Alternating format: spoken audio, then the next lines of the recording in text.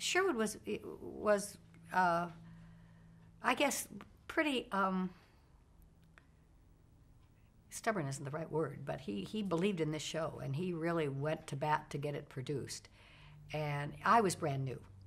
You know, I'd only been in the town a year, so I was not privy to how television series got sold and who was on staff and how could you write a weekly show about people being marooned. I didn't realize you could have different writers. It was all new to me, other than the craft.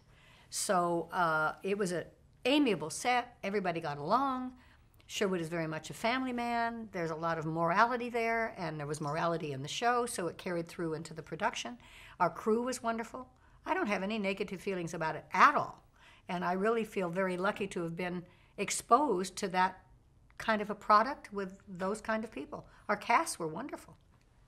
And was Sherwood the only showrunner there? What do you mean by showrunner? Well, actually calling the shots, keeping the show moving, on track, supervising scripts. Yeah, I'm sure. And there were a lot of other producers along with it. I can't, Bill Frug and a couple of pieces from people from CBS. But I think Sherwood was the mainstay. I mean, it was his whole idea. And what a genius. I mean, it's the longest running show in the history of syndication, I understand.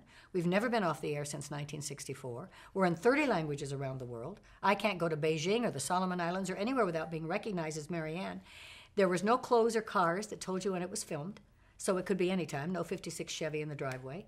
There was a relationship of slapstick, so you didn't have to know who Monica Lewinsky was or John McCain was or anything to get it. It was fall down and isn't that funny? So it's translatable to every language and timeless. And it was the first, I think, sitcom out of the family. It was a 7 people that were surrogate relationships.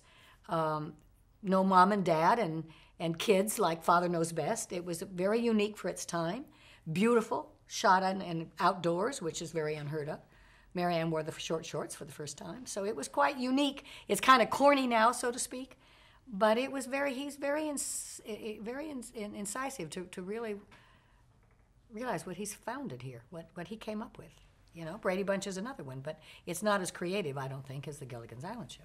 The Schwartzes are a very special group of people, and obviously they've had an impact on your life. Mm-hmm. Let's talk a little bit about your ongoing relationship with them. Well, they're a wonderful family. I mean, if you want to sit back and look at what's going on in the world today, they're the old-fashioned family.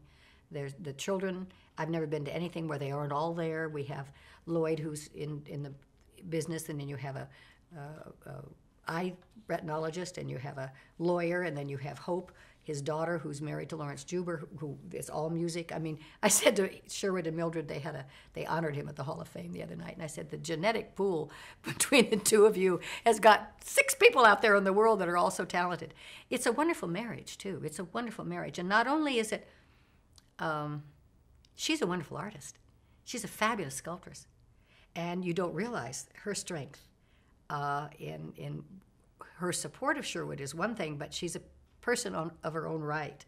And there's a family there, and I think that comes through in his writing. I mean, in all the stuff he's done. I mean, I didn't read the stuff with Red Skelton and all that stuff he did years ago, but with both Brady Bunch and Gilligan's Island, there's a family feeling to it all. There's morality. There's all of that. And when you see they're celebrating their 67th wedding anniversary. That's really something. I feel very privileged, I think, to be part of that company and to know them.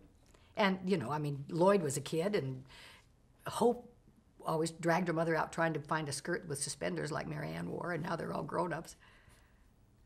Well, she could have the shorts, I suppose, but I don't think you're going to give those up anytime soon. Not giving those up for a while. Do they have any actual value? I meant to ask you about that.